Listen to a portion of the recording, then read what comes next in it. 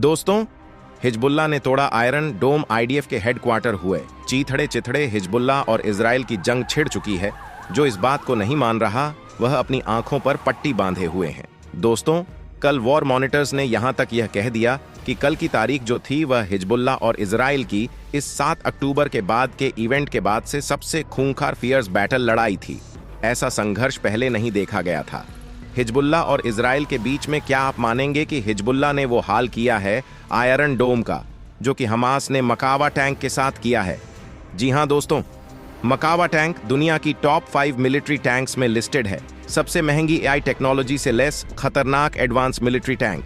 लेकिन अब तक 900 मिलिट्री टैंकों के चीथर उड़ा चुका है हमास। ठीक उसी तरीके से हिजबुल्लाह ने world class air defence system Iron Dome की हवा निकाल दी है।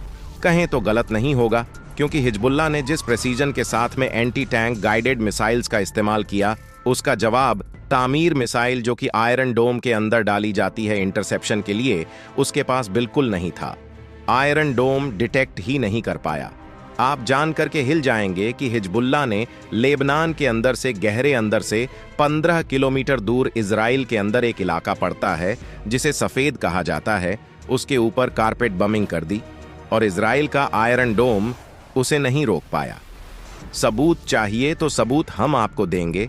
गवाही दे रही हैं सोशल मीडिया पर वायरल हो रही वो वीडियोस जो साफ दिखा रहे हैं किस तरीके से सफेद, जो कि स्ट्रेटेजिकली बहुत इंपॉर्टेंट इलाका है इजराइल के लिए, क्योंकि वहां पर नॉर्दर्न मिलिट्री कमांड हेडक्वार्टर्स है आईडीएफ का, और उस इलाके में इतनी खतरनाक कारपेट बॉम्बिला एक कई एंटी टैंक गाइडेड मिसाइल और रॉकेट्स को फायर किया गया, जिससे बताया जा रहा है कि इजरायली सैनिकों की कैजुअलिटी हुई है और दर्जन भर से ज्यादा इजरायली फौजी बुरी तरीके से घायल हो गए हैं। सोशल मीडिया में जो वीडियो आ रहे हैं उसमें बाकायदा हेलीकॉप्टर्स को वाउंडेड जो सोल्जर्स हैं उन्हें एयरलिफ्ट करते दिखाया जा रहा है। बात सिर्फ यही नहीं रुकी। सफेद पर अटैक करने के बाद हिजबुल्लाह ने एक और बड़ा कदम उठाया। उन्होंने हाइफा के ऊपर में अटैक कर दिया, एक बहुत ही महत्वपूर्ण इजरायली बंदरगाह शहर पोर्ट सिटी हाइफा पर इतने हमले किए गए कि वहां भी कैजुअलिटीज और इंजरी की बात कही जा रही है। सोशल मीडिया पर वायरल वीडियोस को देखें तो हॉस्पिटल्स के अंदर वाउंडेड और इंजर्ड लोगों को इजरायली लोगों को ले जाते दिखाया जा रहा है। कुल मिलाकर देखा जाए तो जैसे ही हसन नसरल्लाह ने यह स्पीच दी कि राफा में हुई त्रासदी के बाद जब इजरायली डिफेंस फोर्स ने राफा के ऊपर खतरनाक एयर स्ट्राइक करके सिर्फ ध्यान भटकाने के लिए हमास के लड़ाकों का उन्होंने ऐसी एयर स्ट्राइक की कि 100 फिलिस्तीनी बेमौत मारे गए। 2 बंधकों को छुड़ाने के लिए 100 फिलिस्तीनिज्म था। इससे बकला गया हिजबुल्लाह और उसके बाद हसन नसरुल्लाह खुद सामने आते हैं और अपने टेलीवाइज मैसेज में साफ कहते हैं कि हम तब तक लड़ेंगे जब तक इजराइल को दुनिया के नक्शे से मिटा नहीं देते। ये एक बहुत बड़ा बयान था और उनके इस बयान के तुरंत बाद पहले सफेद पर हमला होता है, उसके बाद में हाइफा पोर्ट सिटी पर हमला होता है, जिससे इजराइल बुरी तरीके से दहल जाता है। खुद हसन नसरल्लाह ने अपने टेलीवाइज मैसेज के दौरान यह इंफॉर्मेशन दी। उन्होंने यह संदेश दिया जो ताकतें इजराइल को समर्थन दे रही हैं। अगर वो ये सोच हैं कि लेबनान एक कमजोर कंट्री, एक वीक कंट्री है, तो ये उनकी सबसे बड़ी गलती होगी। यह हम साबित करके दिखाएंगे।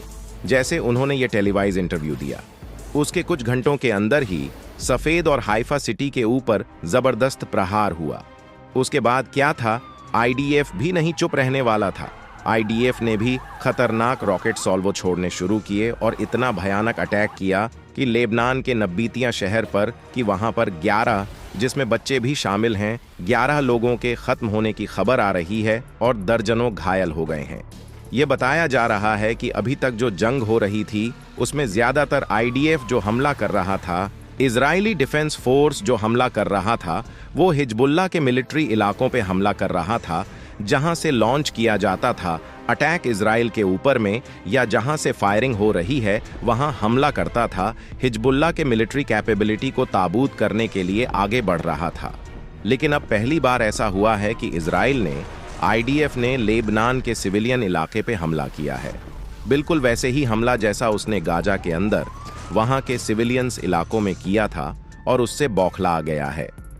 आपको बता दें दोस्तों, इधर भी मौतें, उधर भी मौतें, इधर भी इंजरी, उधर भी इंजरी, इधर भी 15 किलोमीटर अंदर तक वार, उधर भी कई किलोमीटर अंदर तक गहरा वार। कुल मिलाकर देखा जाए तो इसे जंग नहीं कहे तो और क्या कहें दोस्तों। रदवांस फोर्स देखी जा चुकी है उस इलाके में, इजराइल लेबनान बॉर्डर पर। और अब सिचुएशन कुछ इस प्रकार की है कि कभी भी कुछ भी बड़ा एस्केलेशन हो सकता है, क्योंकि असर नसर अल्लाह फिर से आते हैं। जब नबीतिया शहर, लेबनान का नबीतिया शहर, जहां वहां से खबर आती है कि 11 जो है लेबनानी सिविलियंस खत्म हो गए, जिसमें बच्चे भी हैं, दर्जनों इंजरी हो गए हैं और कई घर बर्बाद हो गए हैं। ये जैसे ही खबर पहुंचती है हसन नसरुल्लाह तक, वो वापस आते हैं एक और टेलीविजन संदेश देने के लिए। और इस बार वो साफ कहते हैं कि इस बार इजराइलियों का जो ये अटैक था इसका जवाब दिया जाएगा लेबनान की ज़मीन पर, और लेबनान के लिए हिजबुल्लाह कितना महत्वपूर्ण है और लेबनान की सिक्योरिटी के लिए दुनिया से किस तरीके से लड़ सकता है, ये साबित करके दिखाएगा। हिजबुल्लाह ये बयान आने लगे हिजबुल्लाह की तरफ से, तो कुल मिलाकर देखा जाए तो अब इजराइल वेट कर रहा है कि किस प्रकार का रिस्पांस देगा। पहले हिजबुल्लाह ने टेलीविजन इंटरव्यू दिया, उसके बाद में अटैक किया सफेद और हाइफा पोर्ट पर, उसके बाद इजराइल ने हमला कर दिया नबीतिया इलाके पर, और अब वापस हिजबुल्लाह जो है जवाब देने वाला है। तो कुल मिलाकर देखा जाए तो to and fro, back and forth, ये हमलों का जो सिलसिला चल रहा है ये एक अलग ही लेवल पर पहुंच चुका है। और इसके पीछे का सबसे बड़ा कारण है राफा सिटी, गाजा का वो शहर जहां इस वक्त लाखों फिलिस्तीनी बेघर खड़े हैं इंतजार में कि कब उनके ऊपर आईडीएफ आकर फिर बमबारी कर देगा, कब उनके बच्चे फिर से अनाथ हो सकते हैं, कब उनके बच्चे उनसे छीने जा सकते हैं। तो दोस्तों सिचुएशन बहुत खतरनाक है। राफा में जो सिचुएशन है उसके ऊपर दुनिया ने अगर तुरंत एक्ट नहीं किया और इजराइल ने वहां पर फिलिस्तीनिज्म धकेलने का काम शुरू कर दिया, तो दोस्तों हिजबुल्लाह ने फिर एक बार इस बात को स्ट्रेस देकर कहा है कि हिजबुल्लाह रुकेगा नहीं जब तक इजराइल सीजफायर नहीं करेगा गाजा के अंदर। जब तक वो नहीं होगा तब तक हिजबुल्लाह बरसाता रहेगा आग के गोले इजराइल के ऊपर।